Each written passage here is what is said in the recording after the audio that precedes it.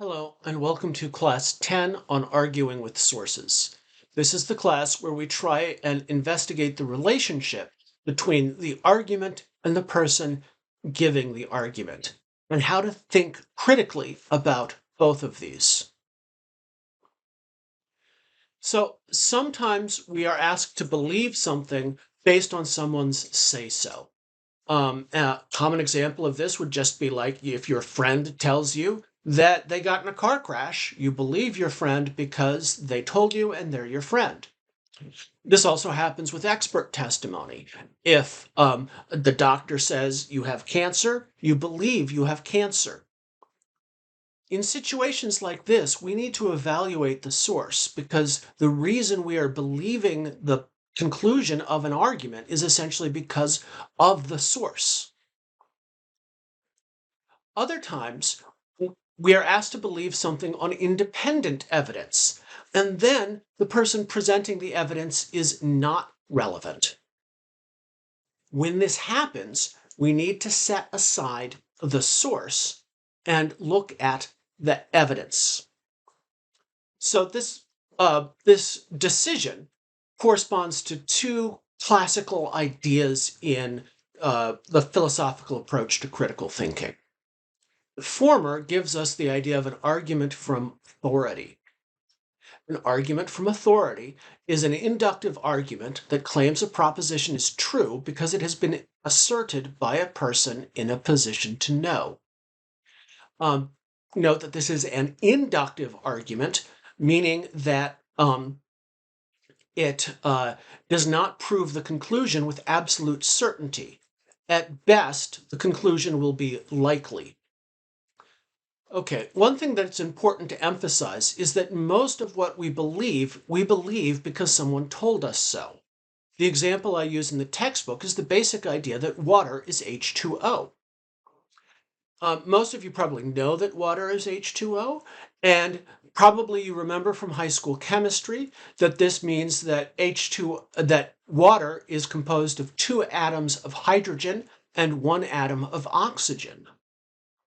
But very few of you have actually recreated Henry Cavendish's late 18th century experiment where he proved that water was H2O by combining 2 parts hydrogen and 1 part oxygen to make water.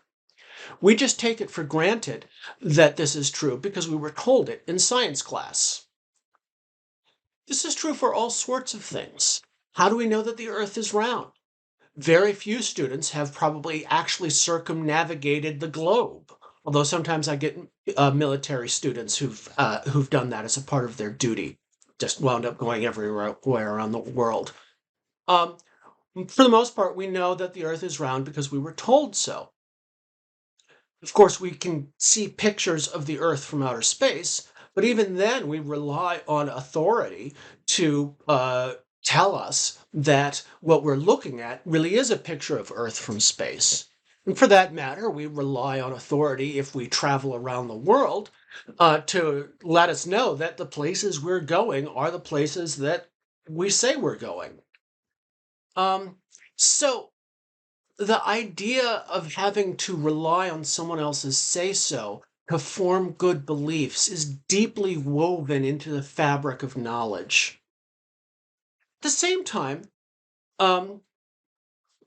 there's something kind of sketchy about believing something just because someone told you it. Don't we want to check things out for ourselves? Isn't that part of critical thinking? Moreover, most of the time, we don't want to be analyzing people's character when they tell us things. We want to be analyzing the evidence if we are critical thinkers. You may have seen this article from Clickhole, an Onion publication. It's satire that goes around the internet. The headline is "Heartbreaking. The worst person you know just made a great point." And then the humor of the article is mostly about how this guy, emphasizing how heartbreaking it is to have to admit that someone you don't like has a good point. And it's got this clip art or this stock photo that's just some random guy. And I feel sorry for him now that his face has been attached to this because it's now used as internet shorthand for "I don't like you, but I think you're right in this case." In any case, if we're to be critical thinkers, we need to be able to do just the thing that this article says. Recognize that a point can be true, an argument can be good, even if it's coming from the worst person we know. So if you are unwilling to believe a good argument just because it came from a bad person, you are committing a fallacy, which we call the ad hominem fallacy. Ad hominem fallacy is an argument that attacks the character or motives of a speaker in a situation where they are not relevant. People's focus in talking about the ad hominem fallacy is on doubting an argument because the person giving it is dubious. Even more narrowly, it's associated with trying to cast doubt on another person's argument by attacking them as a person. I'm kind of generalizing off of that to just talk about all kinds of situations where you need to set the person aside and think about the argument. It's also worth remembering that the reverse effect exists as well. Sometimes we are more inclined to agree with a person's argument because we like the person giving it. They're our friend, or maybe they're an exceptionally charming celebrity, that sort of thing. Both of those are examples of taking someone's character into account in a situation where you should only be looking at evidence. So again, sometimes we are asked to believe something on someone's say-so. This is an argument from authority. When that happens, we evaluate the source. Other times, we are asked to believe something on independent evidence, and the person presenting the evidence is not relevant. When this happens, we need to set aside the source and look at the evidence. So this is a basic rule in classical philosophical approaches to critical thinking. Things will get more complicated when we start talking about cognitive bias and we find out that we can't turn off this part of our brain that evaluates people, and also social epistemology. But for now, I just want to be talking about argument and evidence. So in the first part of this video, we will be looking at situations where you need to be thinking about people's character when an argument from authority has been given. Again, let's start with the basic definition. An argument from authority is an inductive argument that claims a proposition is true because it has been asserted by a person who is in a position to know. The two most common kinds of arguments from authority that we're going to be looking at are expert testimony and eyewitness testimony. So sometimes you believe someone because they're an expert. Sometimes their expertise is actually just the fact that they were there and they saw it. So if there's an eyewitness to a murder, they count as an authority because the fact that they're an eyewitness makes them an authority. Okay, so we said previously that the different kinds of argument we're going to be looking at each come with an argumentation scheme. These are styles of evidence, styles of argument with established virtues and drawbacks, and a set of critical questions that we ask in reply when we're given these arguments. And the critical questions are questions that can be asked of any argument that matches an argumentation scheme to see if the argumentation scheme is any good. So this is the argumentation scheme for arguments from authority. It's actually really simple. T1, person A said X, Y, Z. Conclusion, X, Y, Z. So basically, a person says something, and then we believe that that thing is true. We drop the phrase is true from the argument when we write it in standard form. Often there's an additional premise. Sometimes it's just implicit in here. P2, this person is a reliable authority in this context. Okay, so for instance, your high school chemistry teacher tells you water is H2O. That is a premise. The conclusion, water actually is H2O. we take out words like really and actually or is true, and we just say, the thing that the other person said when we write it in standard form. That means, so the conclusion here really means that water is made out of 2 parts hydrogen and 1 part oxygen. Then the additional premise that may or may not be stated explicitly is that the person who made the original statement is a reliable authority. In this context, that means that your high school chemistry teacher is in fact a reliable authority on basic chemistry, and hopefully they are. So the other kind of argument from authority that we're going to be looking at is eyewitness testimony. And sometimes when I teach this class, I use an old movie called 12 Angry Men, which is about a jury in a murder trial. And in that trial, there are plenty of examples of arguments from eyewitness testimony. So this is one of the jurors in the movie. He's just known as juror number 3. He's repeating the testimony he hears in court. The old man testified, "I heard the defendant shout, 'I'm going to kill you.' I heard the body hit the floor, and I saw the defendant running away." From that, we can draw this conclusion. The defendant really did shout, "I'm going to kill you," and then ran away right after the body hit the floor. So there are two arguments going on here. First is just that the thing that the old man heard really did happen.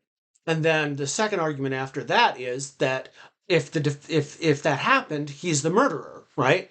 So this guy's not an eyewitness testimony. He's an ear witness testimony. All he did is hear, "I'm going to kill you," and then the sound of the body hitting the floor. If he is a good source for the existence of those two noises, we can then infer from a second argument that the defendant is guilty.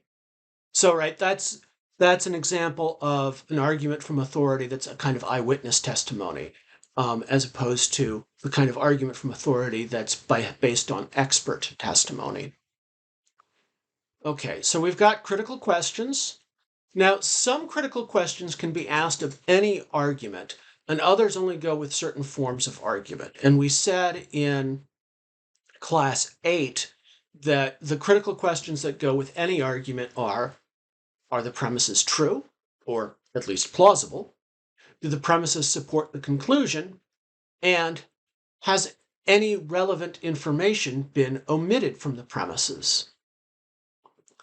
So for this first one, when we're talking about arguments from authority, the question then becomes, did the person really say this thing? So here you're just checking to see that, like I said, the person said the thing. And this is important. There are a lot of scams out there based on people impersonating other people. So this is the the Federal Trade Commission's website on helping people identify scams. They say, warning, scammers impersonate celebrities on social media, right? And like during the big bubble for NFTs, you got, which were like Beanie Babies for computer nerds, you got a lot of people pretending to be celebrities online and then telling you to buy a certain product because it will increase in value. And not only is that a bad argument from authority, the person wasn't even really real, right? So that's the first argument the first question you should ask when you get an argument from authority. Did the person really say that? The other thing we want to ask is, do the premises support the conclusion? In the context of an argument from authority, this turns into 2 of our short list of critical questions for that style of argument. Is the person in a position to know? And is the person unbiased? So those are the 2 basic questions you ask if you're given an argument from authority and you want to know whether the premises support the conclusion. You also want to know if any relevant information has been omitted.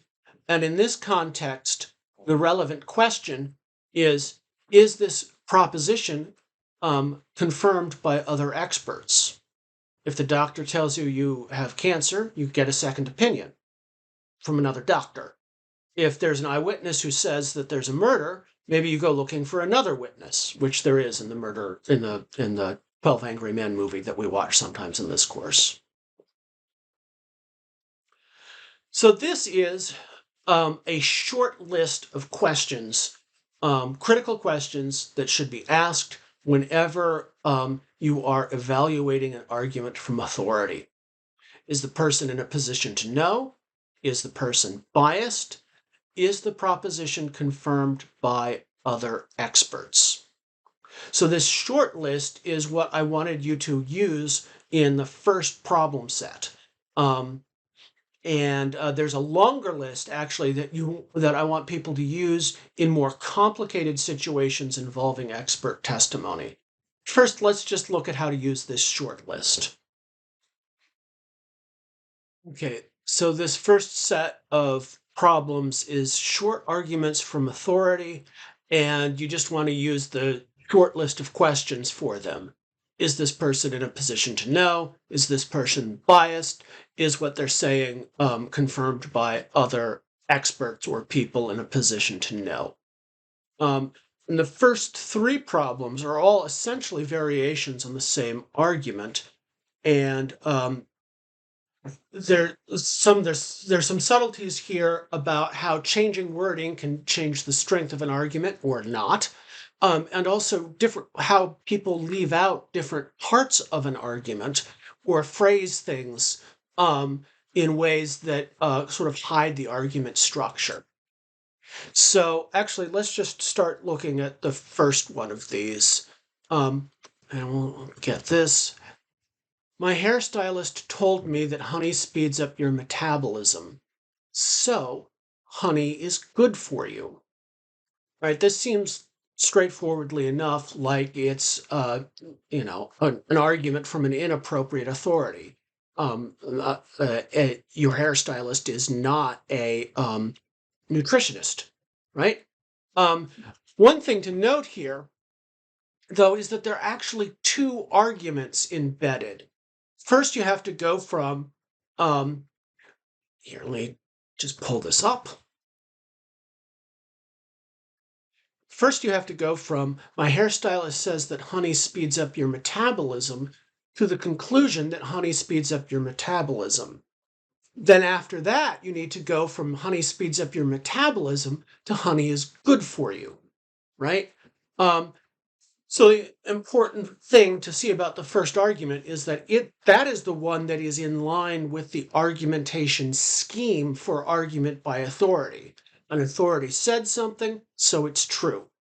There's just this additional little jump between what the authority said is true and what the person actually wants to do. Okay.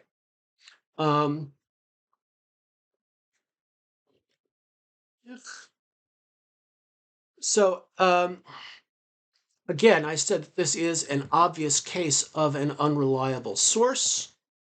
I don't know why it's doing this here. I'm trying to have a slow reveal here just while working in a Word document, and it's not exactly working out. Okay, so this is an obvious case of an unreliable source. Nevertheless, the world is full of people who get health advice from friends and acquaintances.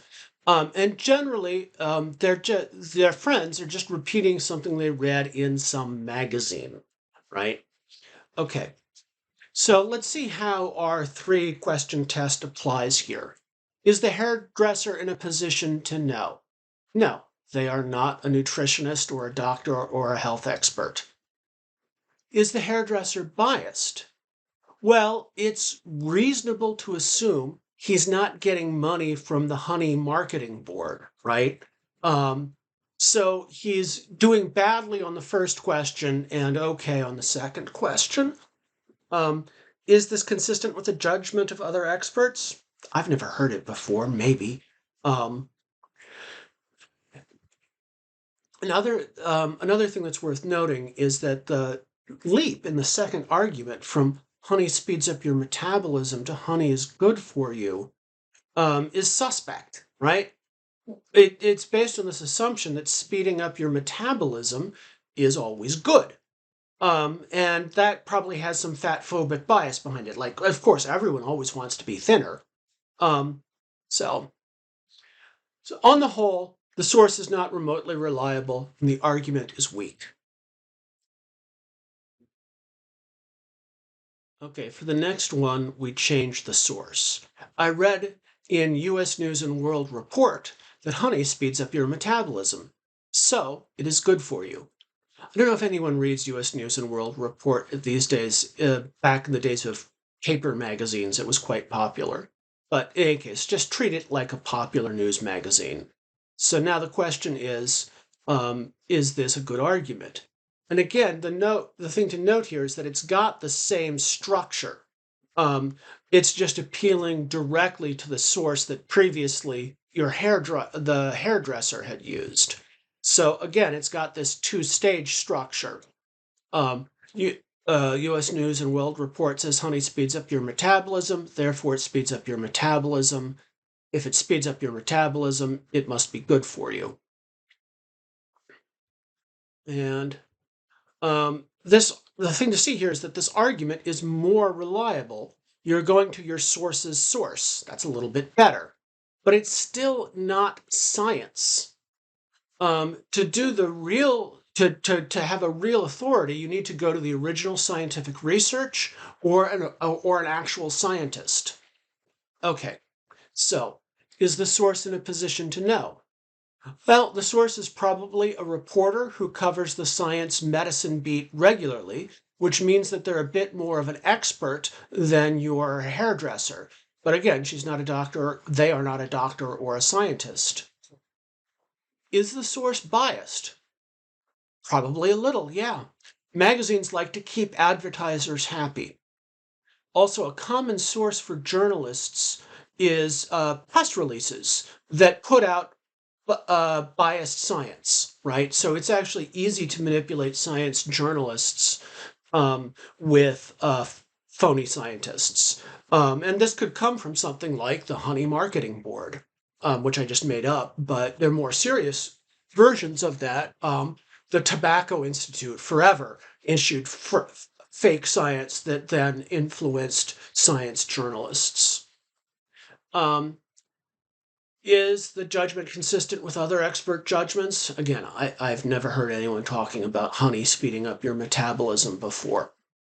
Okay, so on the whole, the source is still not reliable. This is a little bit better, but it's not great. Okay, variation number 3. The New York Times reports that honey is good for you. It speeds up your metabolism. So, there might be you might be focusing on the change of authority from a news magazine you haven't heard of to a newspaper that's still quite prominent. I want to highlight the difference in structure first, right? For starters, in this argument, essentially the conclusion is now implicit, right? At no point does the speaker say directly, honey is good for you. But that's still the obvious conclusion that they're trying to give. Instead, what they're doing is they're giving the argument from authority and then this other fact that they also read in the same article, which essentially amounts to the authority figure explaining a little bit of their argument. And in the full version, the 6-question version of the test for argument by authority, I do emphasize that good authorities explain their reasoning. So there's a touch of that there that makes it a little bit better. But again, let's look at the structure. There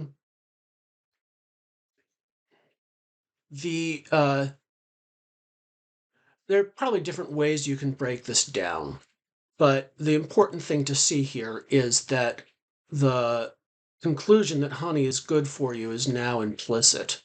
But you can say, basically, the New York Times is making two assertions. Honey speeds up your metabolism, honey is good for you. And you can spread those out into a couple arguments, right? So is this better? I actually don't think it's much better. I know I just said that good authorities explain their arguments, but there really isn't much explanation here. And for my money, the New York Times is not as reliable as people think it is, even for things like science.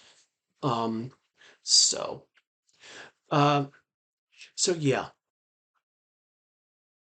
let's. Okay, now this next one is getting off into different territory. You've got a dialogue between two people. One of them says he's voting for Labour, and Labour, by the way, is the UK equivalent of the Democratic Party. Some of these examples are international. And then when he explains why he's voting Labour, he just says, "My parents have always voted Labour, so I guess I will too." Um, so one thing that's worth noting is that people don't actually say this, right? I mean, I don't think I've ever heard anyone say, "I vote the way my parents vote because they vote that way." Nevertheless, it's what people do. People inherit their political beliefs the same way they inherit their religion. Um, and it's not actually, it is a form of argument from authority, but it's generally operating more unconsciously, right? So, in any case, um, does it make sense for a critical thinker to just accept the political opinions of their parents? No, it doesn't. So the argument looks like this: my parents voted Labor, so I should vote Labor, right? It's not quite. It's the same basic format as my as the scheme argumentation scheme for argument from authority. Person says this, therefore this is true. It's just now done with an action, voting for Labor. All right. So is the person in a position to know? Well, I mean, no more than any other citizen in a democracy, right? Um, this is a made-up example. We don't know anything about these people or this person or their parents, but by default, we can say that everyone is a little bit of an authority. And again, are they biased? Well, probably no more than any other citizen in a democracy. So this isn't a particularly good authority in that it's just as good as any random person on the street. This last question becomes a little weird when you think about it for this argument. So the last question is the judgment consistent with the judgment of other experts? Well, I mean, honestly, I think one of the basic principles of democracy is that there are no real experts. People have to decide decide their own lives for themselves. And you're better off making your own mistakes than having someone else's successes. So, yeah, I think the argument is, on the whole, unreliable. All right. So here's another one that isn't quite something people say all the time, but it comes out in the way people think. Miley Cyrus says Walmart is a great place to shop, so I bet it's a great place to shop. Structure is just going to be going to be P1. Miley Cyrus says this, therefore it's true. Again, people typically don't say this explicitly unless maybe they're following an Instagram person that they feel like they have a special relationship with, even though they don't. But what can we say about evaluating it? Is the source in a position to know? Well, what do celebrity children know about wealthy celebrities who are children of wealthy celebrities know about discount shopping? Is the source biased?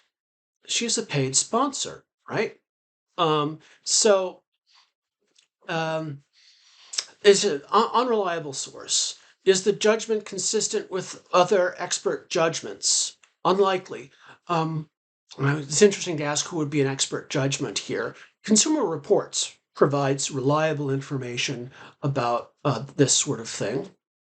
But again, I don't think that they're going to just repeat. They're not going to just repeat. Walmart's a great place to shop. Okay. So on the whole, we have another poor argument. Okay, so I'm going to skip to the last problem here. You can look up the other answers on the answer sheet. Here's another beauty product one. This time we're going back to the 1950s with an endorsement from Betty Grable, star of Farmer Takes a Wife. And also it mentions, what is the line? America's most glamorous women. So now we kind of have two authority figures, Betty Grable and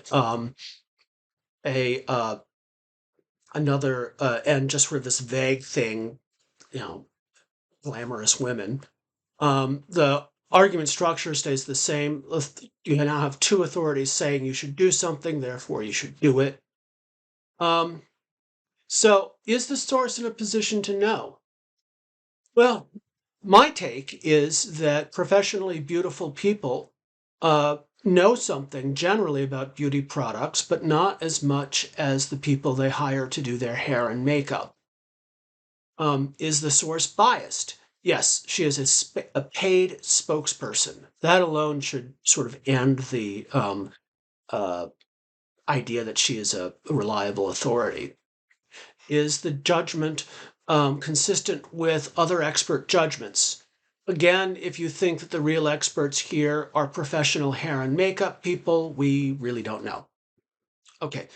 I also asked you to evaluate the emotions evoked by this, and we haven't been talking in detail about methods for evaluating emotion in argument, but I'm just going to do some common sense things and reiterate the importance of meta-knowledge. So the argument here appeals to emotions like admiration and desire. I admire you, I want to be like you. It also promises emotional satisfaction if you believe the conclusion and buy the product. Once you become aware of these emotions, I think you would have a sense that this isn't a good case. This isn't a good time to trust your gut. And again, I emphasize in this course that critical thinking is not unemotional thinking. Critical thinking is thinking that is aware of your emotions and taking into account when they are reliable and when they are unreliable. Okay.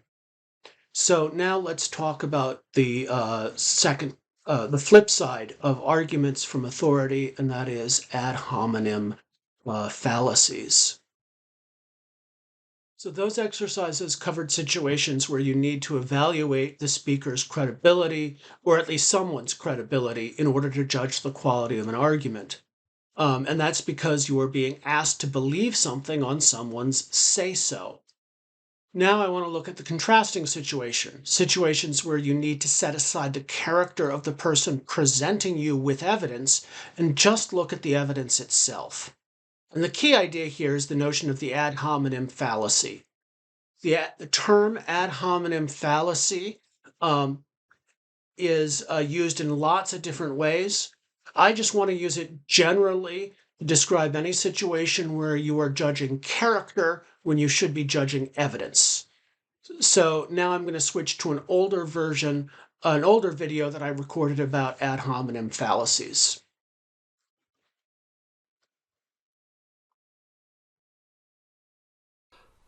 The ad hominem fallacy is an argument which attacks the character or motives of a speaker in a situation where it is not relevant. And so there's one thing that I want to warn you against here. In online debates, frequently people start name calling. If you're on social media, you're familiar with this. Back in the 90s, we called it a flame war. I don't think anyone's used the term flame war in easily 15 years. But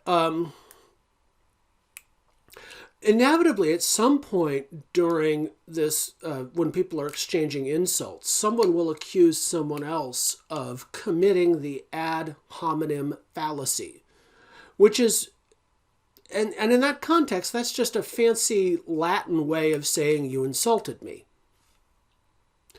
I think there's more I know there is more going on to the ad hominem fallacy than it simply being a Latin phrase you can trot out when you feel like you've been insulted. So let me just talk again about the relationship between character and argument. Whenever we are talking with someone, we are constantly evaluating how much we like and trust them. This is what Kahneman called a System 1 process. It's operating in the background. Do I like you? Do I trust you? A huge amount of our cognitive apparatus as a social species, right? We evolved in a different way than the other apes because we cooperated in really fancy ways using language. And that involved constantly evaluating whether we like and trust the people around us. And like most System 1 processes, this constant character evaluation is adaptive and good in most situations. But it does mean that it impacts our beliefs more than an evaluation of evidence. So actually the number one way beliefs spread is by being held by people you like and not on the basis of evidence. And we just have to deal with this as a part of our cognitive, what evolution gave us. This is why, most religion is inherited, right? It's in my discipline, philosophy, we argue till we're blue in the face about the existence of God, but most people will say yes or no to the existence of God just based on how they were raised. And that's because we accept the beliefs of the people that we like our parents. And if we don't like our parents, we tend to reject their religion. But look, this leaves us vulnerable to salesmen. The world is full of people who will exploit the fact that they're likable to make you believe dumb things. And this is the main thing that, this is a big thing that any critical thinking course should warn you against. So whenever possible, evaluate evidence, not people. All right. In this context, I had you look at a video by Jay Smooth, a YouTube personality that I am fond of, about how to tell someone what they did was racist. And you'll watch the full video yourself. But the basic lesson is to remember the difference between the what they did conversation and the who they are conversation. So someone says something strikes you as racist. You want to focus on what they said and not what they did. I think I'm using the same gestures that Jay Smooth does. What they said and not who they are. Who they are is a quagmire. They'll immediately say, I don't have a racist bone in my body. Well, of course you do. We all do. But that's not even the point. The point is that it's almost impossible to look into someone's soul and decide whether they are racist. What you can do is look at what they did and see whether that was racist. Keep the focus on the action. So I mention this because this isn't just a lesson for racism. This is a lesson for a lot of critical thinking. Focus on the action, not on character. And you will be focusing on a problem that you can deal with better. Another way this comes up sometimes, especially in the context of offensive remarks, is to talk about impact rather than intent. That is to say, someone says something offensive, they misgender someone who's using, they use the wrong pronouns for someone. And they say, well, I didn't mean to. And then people say, well, we want to focus on impact that hurt someone's feelings rather than intent. The reason we do that, for the most part, is that it's just really difficult to look into someone's soul and decide what their intent was. Now, personally, I think that this impact over intent thing can be taken too far. There are many circumstances in which you have to evaluate intent. A court of law. For almost any crime, the intentional version of the crime is worse than the accidental version, right? And that's an interesting cultural universal, actually. All across human cultures, people recognize that intent matters for culpability in some contexts. But if you can avoid talking about people's character or their intent, do it. Conversations about character are quagmires in ways that conversations about evidence are not. If a real philosopher were watching this, someone might argue with me, but I'm going to stand by that. And so this is my little flow chart. Should you make it personal? If you should make it personal because someone is saying you should accept something on their authority, for instance, a public health official saying that you need to stay inside, then you need to evaluate their credentials as an authority. If you make it personal when you shouldn't, that's when you are committing an ad hominem fallacy. All right, so an ad hominem fallacy is an argument which attacks character or motive in a situation where it's not relevant. I want to bring out this contrast between situations where it's relevant and situations where it's not by looking at an example. Here's a little dialogue. Imagine Monica says, "I'm thinking about buying stock in Acme because it was recommended by the host of the TV show Screaming Money."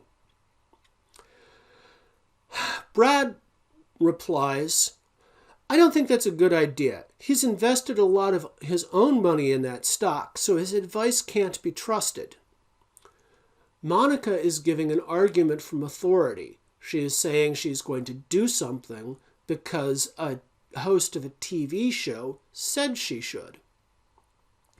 Brad is legitimately questioning the reliability of that authority.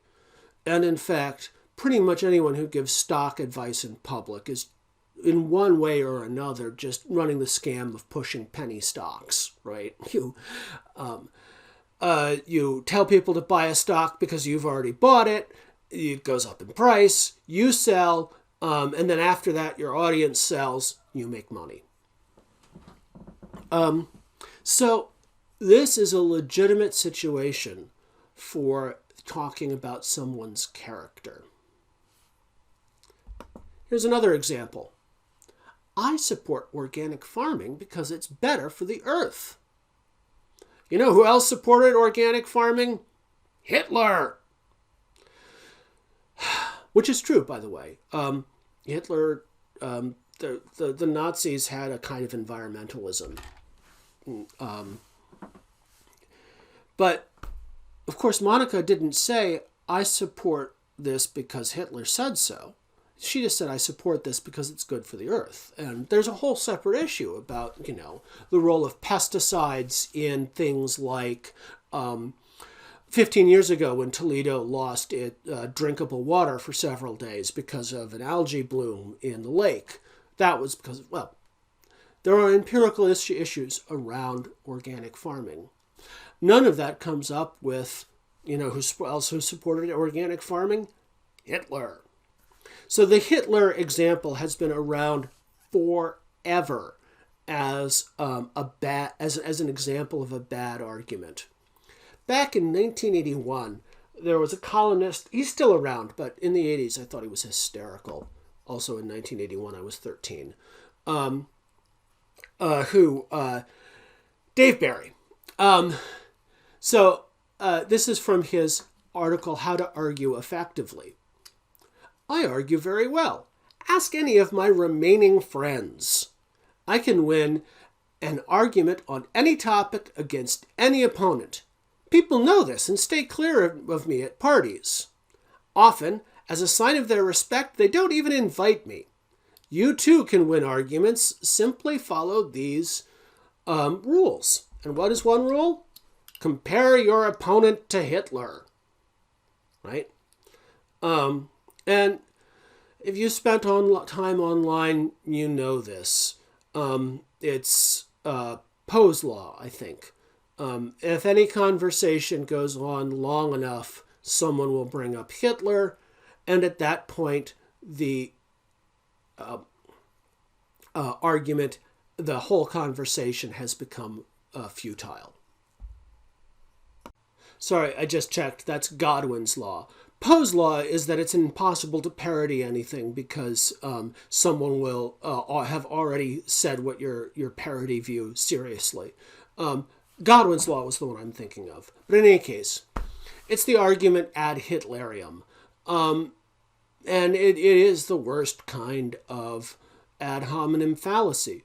Although it's worth noting that even Godwin has stated explicitly that in the era of Trump, Godwin's law doesn't apply. All right, so we're talking about ad hominem fallacies. They attack the character or motives of a speaker in a situation where it is not relevant. Ad hominem arguments are legitimate when an argument from authority has been given. Ad hominem arguments are also legitimate when the conclusion is a statement about a person. So if there's a presidential election, character matters. So anything that might have otherwise counted as an ad hominem argument is legitimate because, you don't know how what every issue the president's going to face is, and you have to judge their character to figure out what they're going to do. So again, we want to avoid making things personal if possible, but in plenty of situations, it's not. There are subtypes of ad hominem fallacies that you need to know for the test. The three subtypes are ad hominem abusive, ad hominem circumstantial, and ad hominem tu quoque. The ad hominem abusive is just straight name calling, right? So, you believe in Hawking radiation? Stephen Hawking was a total publicity whore. Therefore, it can't possibly be true that black holes radiate energy. Just attacking Stephen Hawking for his to discredit his scientific finding about black hole radiation, that's an ad hominem abusive. Ad hominem circumstantial is where you attack the motives of the person giving the argument.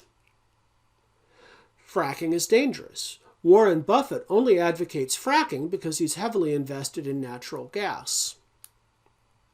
Again, if someone has given an argument from authority, the circumstantial argument, ad hominem, just is questioning someone's bias, which is legitimate. So if someone said fracking is safe, because Warren Buffett says so, then you could say, well, he's heavily invested in natural gas. But if someone says fracking is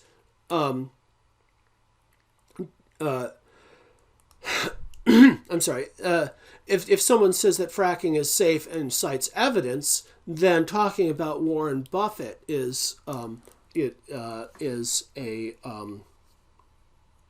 ad hominem circumstantial. The final one is ad hominem tu quoque. And this is defending yourself by saying that someone else has the same problem. So, for instance, if someone says, I can't believe you think that what I said is racist. You're racist. In modern internet terms, the ad hominem tu quoque is called but whataboutism, because people will say, but what about? And then talk about someone else. It's a way of changing the topic. Oh yeah, I'm racist? Well, but what about what this other guy said? And there's a nice John Oliver video about but whataboutism that I'm making you watch. He points out that it's like trying to defend yourself in a jury trial by saying, well, other people have committed murders. Oh, yeah, sure, I may have killed someone, but what about Jeffrey Dahmer? Right? So, some examples. I don't think the state should recognize gay marriage. Marriage is for the production of children. Response: what kind of bigot are you? That's just a straightforward ad hominem abusive. Rather than talking about the issue, for instance, whether the state in other circumstances would sanctify marriages that don't lead to children, Brad has just resorted to name calling.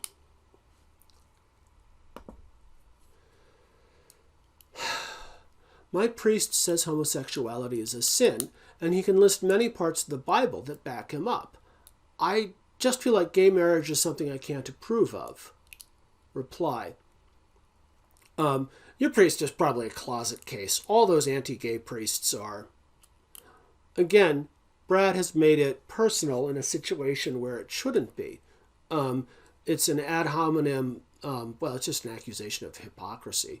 It's not even, well, I guess you could say it's ad hominem circumstantial, but it's not working because he's not addressing the evidence or issues of Bible interpretation, for instance. So I want to close by looking at one more kind of ad hominem fallacy, and I think this is kind of the reverse ad hominem fallacy. So imagine a three-way debate. Donald Trump says hydroxychloroquine can cure COVID-19. I think we should stock up on it. Monica: the Trump family has a financial stake in companies that make that drug. He's not a reliable source of medical information. This would be a legitimate accusation of bias. After all, Steve has given an argument from authority, and Monica is replying by asserting the authority is biased. Brad comes back and says he's more than unreliable. If Trump says it works, then you know it doesn't work. You might be tempted by this. But actually, Trump's speech is irrelevant to whether or not the drug works. To evaluate whether the drug works, you need to look at the evidence. All right, so to sum up the three videos in this section, we believe things because people tell us to believe them, and this is necessary and good. When people tell us to trust their authority, we need to evaluate their authority by asking some questions, at least 3 questions, maybe 6.